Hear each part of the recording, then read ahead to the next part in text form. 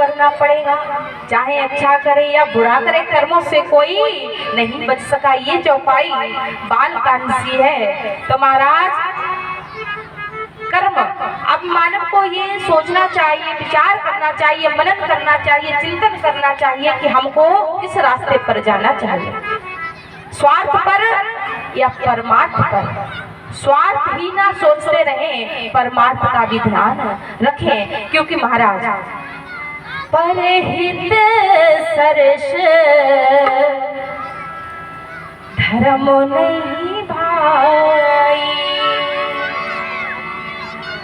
पर पीड़ा सम नहीं अधमाई।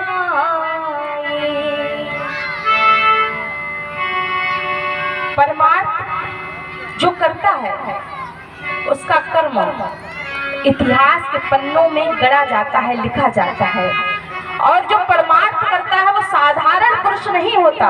और जो भगवान का कार्य करते हैं, इतना बड़ा कथा पंडाल, इतना बड़ा आयोजन मानस सम्मेलन का रखा गया है महाराज, ये साधारण व्यक्ति नहीं करते। ये तो दिव्य आत्माएं जब अवतरित होती हैं तभी ये कार्य सफल हो पाते हैं। तो महाराज ये विचार करना चाहिए कि हमको कौन सी रास्ता चुननी चाहिए, स्वार्थ की कि परमार्थ की। पर ये रास्ताएं आएंगी कहाँ से महाराज? चिंतन से, मनन से। जैसा हमारा विचार होगा, जैसी सोच होगी, उसी प्रकार से हमारा रास्ता, सबका रास्ता बन सकेगा। क्योंकि कहा है कर्म छूट करने की पर, है कर्म छूट करने की पर, परिणाम हाथ में रखता है, परिणाम हाथ में रखता है। तो जैसा कर्म करे जग में वो वैसा ही फल सकता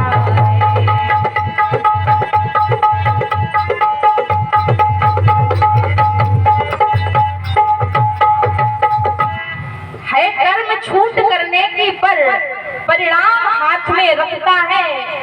जो जैसा कर्म करे जग में वो वैसा ही फल चखता है। क्योंकि महाराज पहले बात समझ में नहीं आती है, क्योंकि चिंतन से बढ़ती चाह गलत, चिंतन से बढ़ती चाह गलत, जो गलत काम करवाती है। जब कर्म भोग बनकर डसरे तब बात समझ में आती है।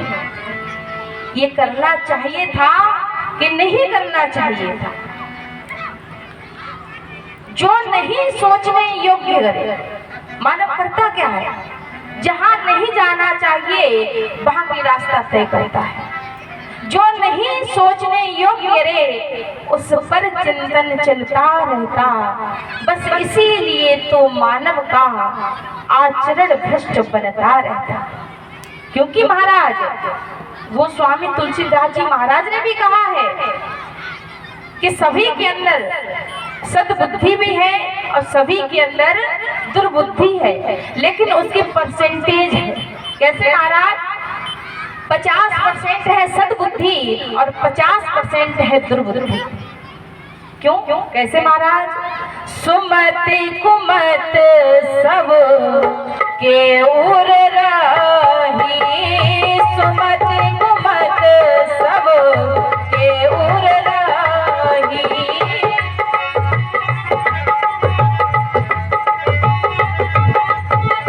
सुमत कुमत सब के उर रही, सुमत कुमत सब के उर रही। वेद पुराण निगम अस्कार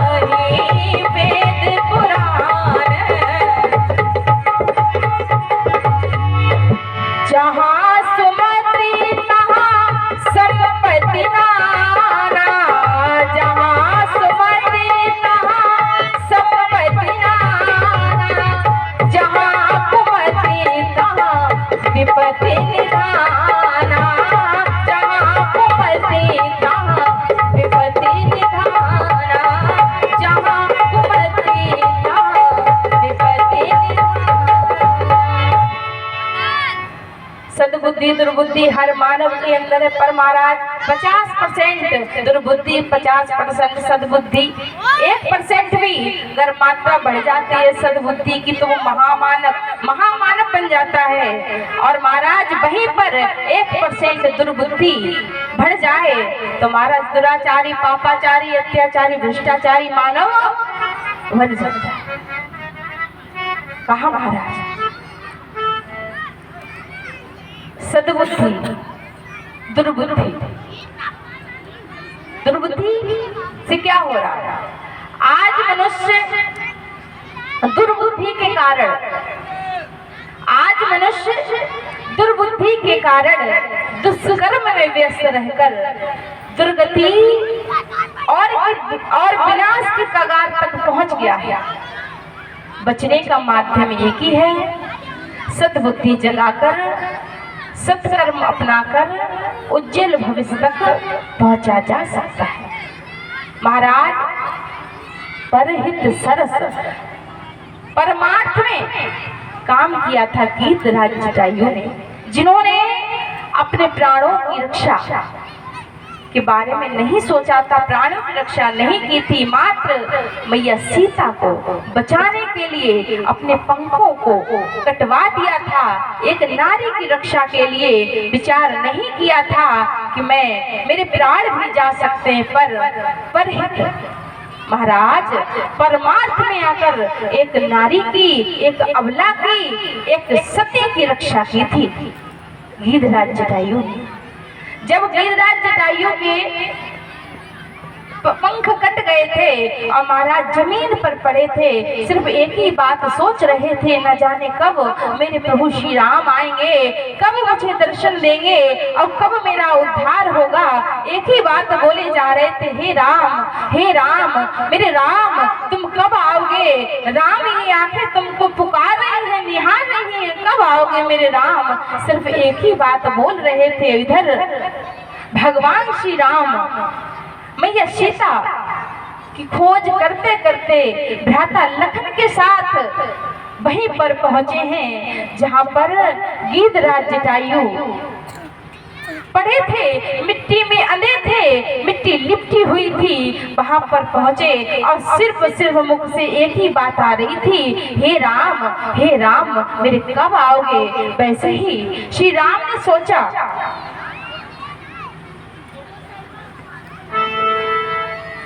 कि आप न जाने कब आएंगे। प्रभु श्याम सोचने लगे कि मुझे कोई बुला रहा है, कोई करुण क्रंदन कर रहा है, भ्राता लखन चलिए हम इस मार्ग से चलते हैं। और महाराज वहां पर पहुंचे, देखा गीधराज जटायु पड़े थे, आंखों से आंसू की धारा बह रही थी।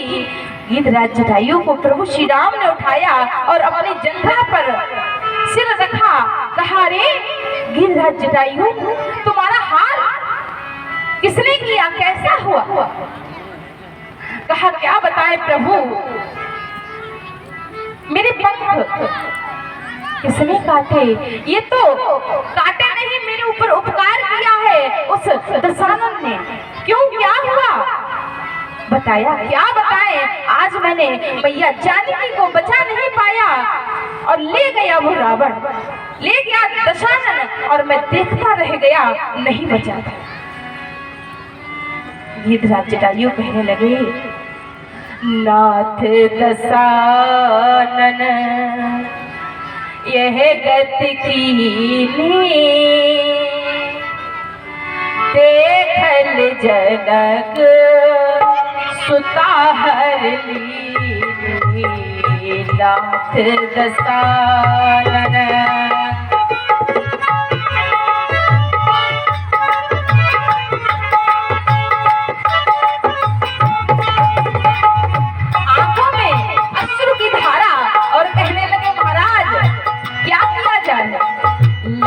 दक्षिण दिस गयो गुसाई, बिलपत रही गुरुर की नाई। दक्षिण दिस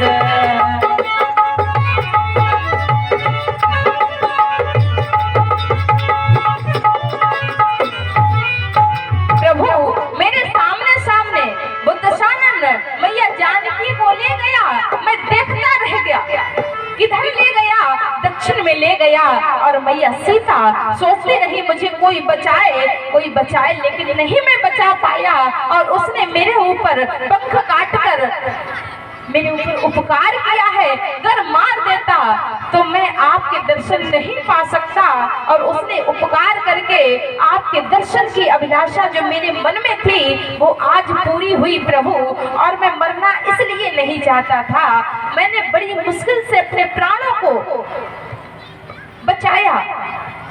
क्योंकि प्रभु श्री राम ने पूछा, ये बताओ गीधराज, तुमने अपने नेत्रों को क्यों नहीं खोला? इतनी मिट्टी लग गई लेकिन तुमने अपने नेत्रों को क्यों नहीं खोला? कहा महाराज मैं क्या बताऊं, मैंने इसलिए नहीं खोला कि बड़ी मुश्किल से मेरी जिह्वा पर आपका नाम, आपका स्मरण आ पाया। और अगर मैं नेत्र खोल देता फिर ये संसार वाले मेरे पास आ जाते, मैं संसार में डूब जाता, तो मुझे आपकी प्राप्ति कैसे होती? हे प्रभु मैंने इसीलिए। और हो तरस लागे प्रभु राख्यो प्राणा, चलने चहूं अब कृपा निधाना। राम सिया राम जय जय राम, राम सिया राम जय जय राम।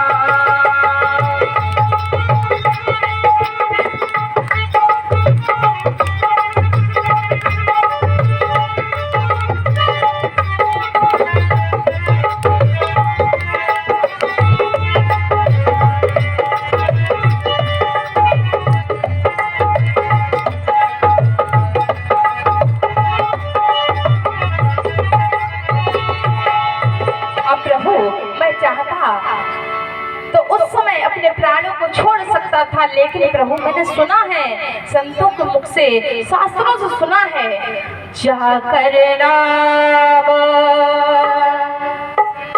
मरत मुख आवा, अधम से मोक्ति होई श्रुति गावा। प्रभु जाकर नाम मरत मुख आवा, अधम से मोक्ति होई श्रुति गावा, जाकर नाम। और जैसे इतनी बात सुनी प्रभु श्री राम की आंखों से आंसू आ गए और कहने लगे, अरे गीधराज जटायु मेरे कारण ये दर्शन नहीं हुए, कैसे हुए? प्रभु श्री राम की आंखों में आंसू आ गए। जल भर नयन कहत रघुराई, जल भर नयन कहत रघुराई, तात करम ते ये गति पाई। जल भर नयन कहत रघुराई, तात करम ते ये गति पाई।